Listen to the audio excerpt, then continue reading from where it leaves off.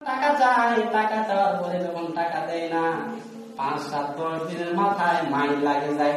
এজন্য রাসূল সাল্লাল্লাহু আলাইহি ওয়াসাল্লাম বলতেছেন, লজ্জিত হওয়ার আগে, কত সুন্দর কথা, লজ্জিত হবেনি। পাওনাদারে পাওনা পরিশোধ না করলে লজ্জিত হবেনি, অর্থাৎ লজ্জিত হওয়ার আগে তোমরা পাওনা পরিশোধ করে দাও। দেখেন সুবহানাল্লাহ। এই জন্য এটা হচ্ছে বছরের প্রথম জুমা আজকে, আর ইংরেজি প্রথম জুমা। এই জন্য আজকে হাদিসটা আমি আপনাদেরকে শুনাইলাম যে আমাদেরকে সম্পূর্ণ কাজ পূর্বেই করা লাগবে, পরেকার করার জন্য করে পরে করব এই আশা করে বসে থাকা যাবে না।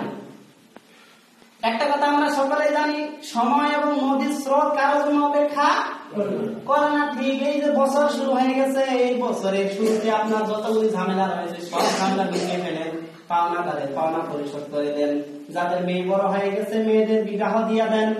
এরপরে নামাজের সময় হয়ে গেছে, নামাজের জন্য এখন থেকে প্রস্তুতি নেন।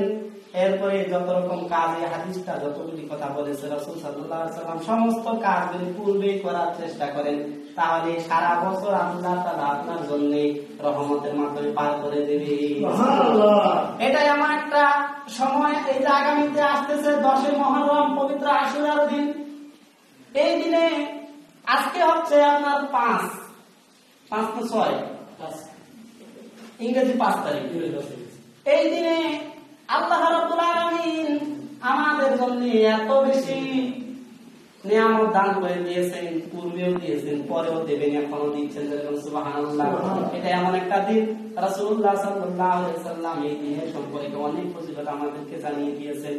এটা এমন একটা দিন, আল্লাহ রাব্বুল আলামিন গোটা পৃথিবী সৃষ্টি করেছেন এই দিনে। সুবহানাল্লাহ। সাদা আসমান, সাত জমিন এই দিনে সৃষ্টি করেছেন, জান্নাত এই দিনে সৃষ্টি করেছেন, জাহান্নাম এই দিনে সৃষ্টি করেছেন। হযরত আদম আলাইহিস সালামের শরীরের ভিতরে রূহ এই দিনে দান করেছেন। সুবহানাল্লাহ। হযরত আদম আলাইহিস সালামকে রূহ দান করার পরে তাকে জান্নাতের ভিতরে দান করে দিলেন, জান্নাতের ভিতরে পাঠিয়ে দিলেন। আল্লাহ রাব্বুল আলামিন বলেন, খবরদার ওই নিষিদ্ধ গাছের কাছেও যেও না। হযরত আদম আলাইহিস সালাম ওই নিষিদ্ধ গাছের কাছে গেলেন, ফল খেলেন, শয়তানের প্ররোচনা করে যখন ফল খেয়ে ফেললেন, হযরত আদম আলাইহিস সালামকে আল্লাহ